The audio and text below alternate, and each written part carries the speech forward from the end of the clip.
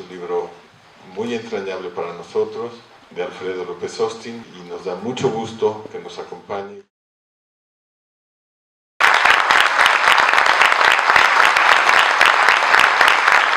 Comprenderán ustedes que ante todo esto solo hay una palabra: gracias. Solo una palabra para todos ustedes, para cada uno de mis queridos amigos que han estado aquí para hacer esta presentación: Dora, Eduardo, Benito, para Editorial Era, que verdaderamente ha hecho maravillas, y les agradezco mucho a todos los de Era, el tener esta segunda edición del Conejo en la cara de la luna. Y en fin, con este sentimiento empiezo a hablar ahora y me iré aquí, conservaré durante mucho tiempo, porque todo esto es muy de agradecerse.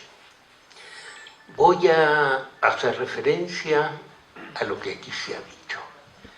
En primer lugar, Dora dice que no esperaría una respuesta si me preguntara si Fraser es mi antecesor. Creo que Fraser me enseñó lo primero de todo, que la religión, que todas aquellas religiones a las que él se refería, no eran simplemente colecciones de creencias, sino que cada una de ellas era un sistema, tenía una lógica, tenía una razón. Entonces empecé a ver la religión desde otro ángulo, como una fuente de razones, como una fuente de pensamiento congruente que cada hombre en cada una de sus conciencias va formando para explicarse este mundo. Y así, tiempo después, empecé a estudiar la religión mesoamericana y me tropecé con otro autor que también ha mencionado Dora, y que fue realmente él, no yo, el que empezó a encontrar la lógica de los conjuros. Quiero olvidar aquí el papel tan desagradable que tuvo Ruiz de Alarcón en su vida, en la historia. Fue un persecutor de magos, de pobre gente que hacía recurso lo sobrenatural para resolver sus problemas. Y este señor los espiaba, los seguía, transcribía sus documentos y los entregaba a la autoridad.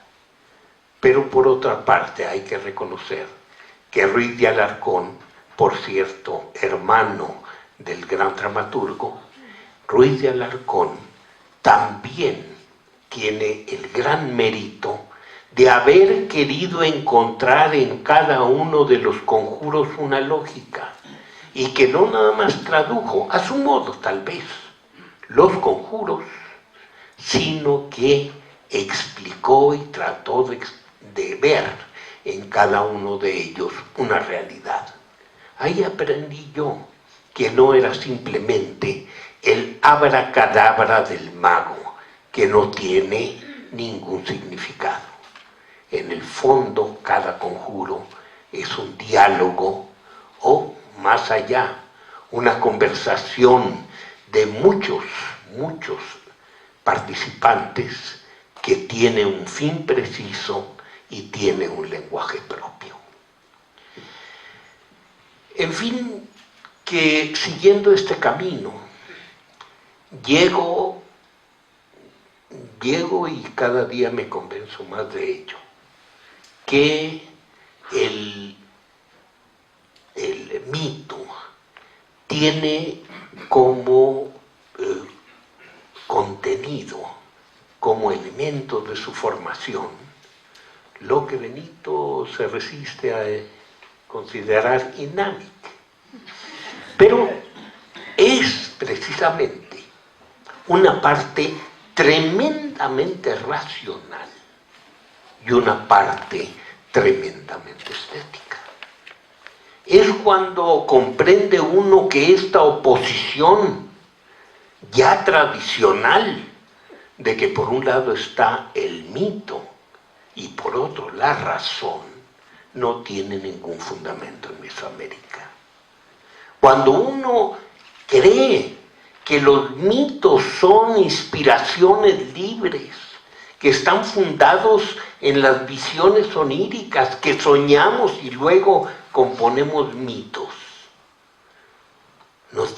esta idea nos lleva a soluciones totalmente erróneas.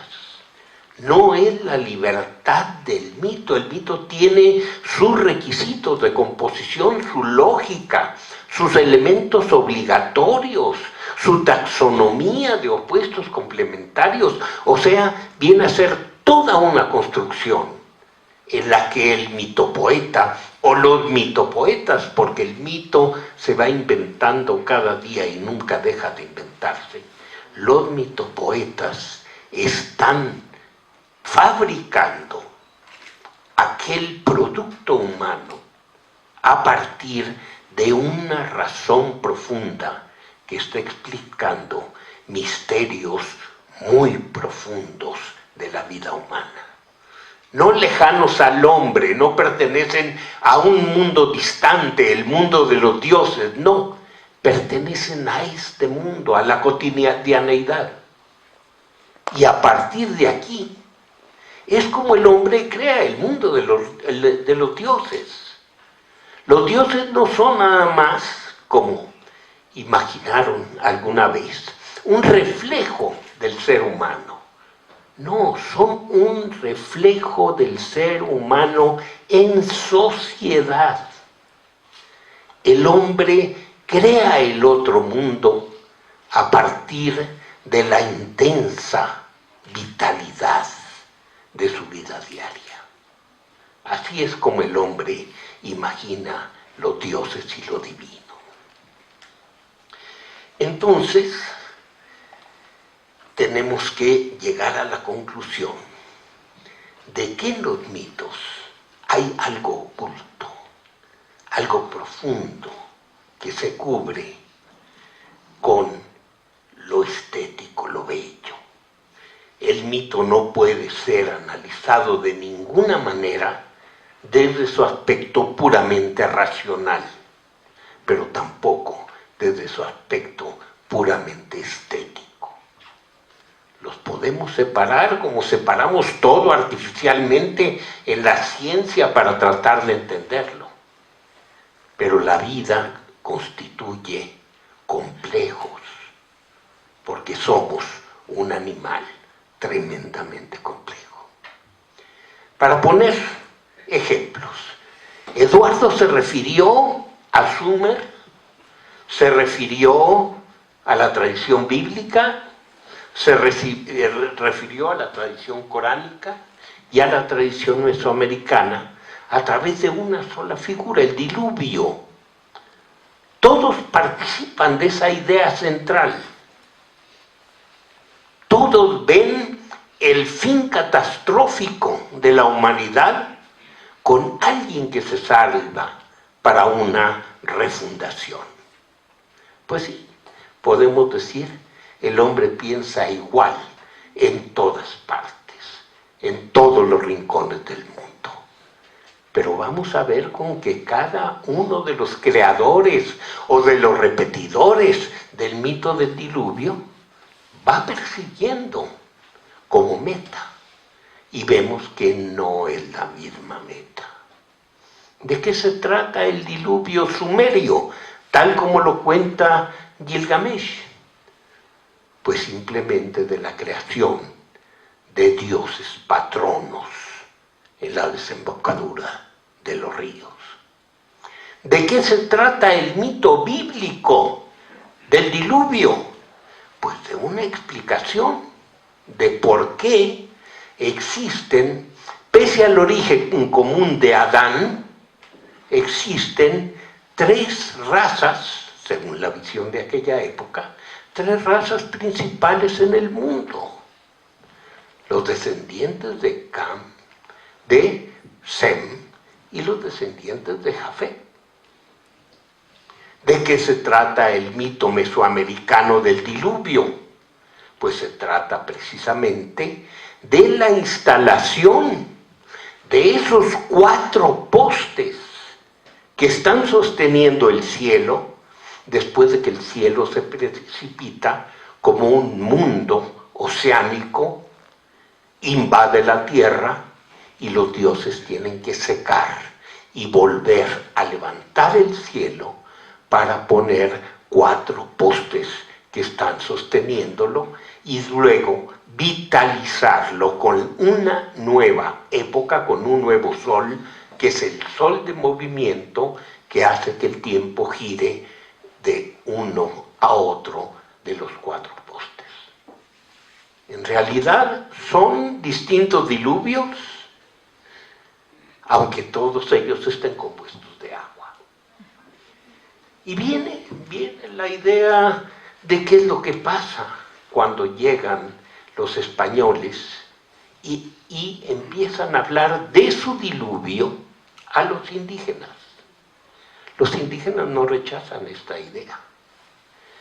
Precisamente convocó a un conjunto de periodistas para preparar la convocatoria a esta presentación, y fueron charlas sumamente interesantes y fueron preguntas y a veces incluso discusiones suaves con algunos de los periodistas cuando querían también discutir sobre estos temas.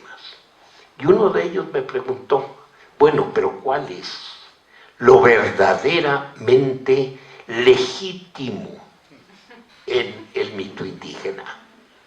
¿Dónde está ese mito indígena puro? Y creo que si tomamos el mito del diluvio como existe hasta ahora en las comunidades indígenas, nos damos cuenta de que, bueno, pureza, quitémonos la idea de la pureza, pero de autenticidad. Todos los mitos son auténticos con todos sus elementos que los componen. ¿Por qué? Porque también estas figuras míticas vienen a constituir, aunque sean producto de tierras muy lejanas, en este momento constituyen ya el mundo indígena, y el mito se hace cotidianamente con lo que el hombre tiene más próximo, con lo que le es más caro. Podemos saber que, como se dijo anteriormente, Cristo no es exactamente el Cristo de los españoles, es el sol. Bueno, pero es un Cristo evidentemente indígena, actual, que está hablándonos de la propiedad del uso de esta figura para poder crear el mundo y la tradición de lo divino. Otro de los ejemplos, ¿qué es lo que sucede cuando nos llegan elementos que parecen ser el centro del relato? Eduardo se refirió a este labio leporino que nos vincula a la luna. Bueno, no nada más aquí en Mesoamérica. Esto lo tenemos en África. En África hay un mensaje que manda el dios de la luna al hombre y le dice como una de sus grandes donaciones: así como yo soy inmortal, como lo demuestro en las fases, que muero pero vuelvo a renacer y a llegar a plenitud, así tú, ser humano, serás inmortal. Y este mensaje se lo manda a través de un torpe mensajero. Y llega el torpe mensajero, un conejo, y le dice al hombre, te manda a decir el dios de la luna, que así como él es mortal, tú eres mortal. Bueno, nos cambió el panorama. ¿Qué es lo que sucede?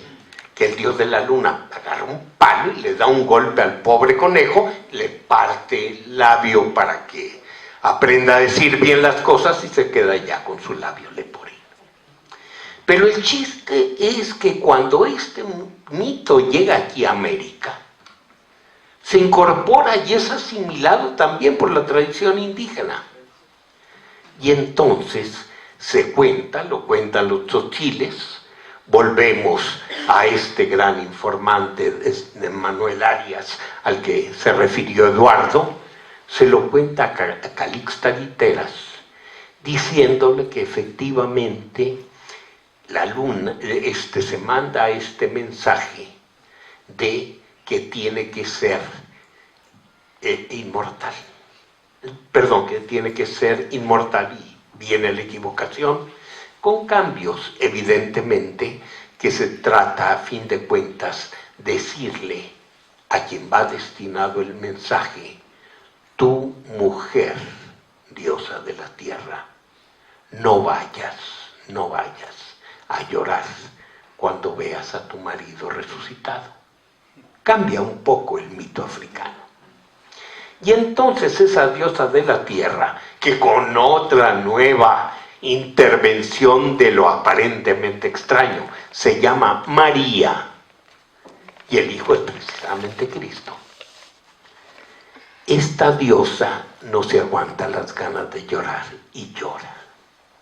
Y dice Manuel Arias, ay, la Virgen María ya nos perjudicó. Así lo relata Calixta. Entonces todo esto nos lleva a pensar que en la complejidad del mito debemos encontrar básicamente razón, orden, rigidez en su composición y sin embargo la libertad necesaria para crear lo estético y al mismo tiempo no pensar en purezas, pensar en que todos, en que cada uno de nosotros, desde épocas muy remotas, somos seres que tomamos prestado del vecino, del amigo, a veces del enemigo, los elementos necesarios para crear nuestra cultura. Todo lo tomamos, lo asimilamos, lo hacemos a nuestra manera y lo emitimos como producto propio. Muchas gracias.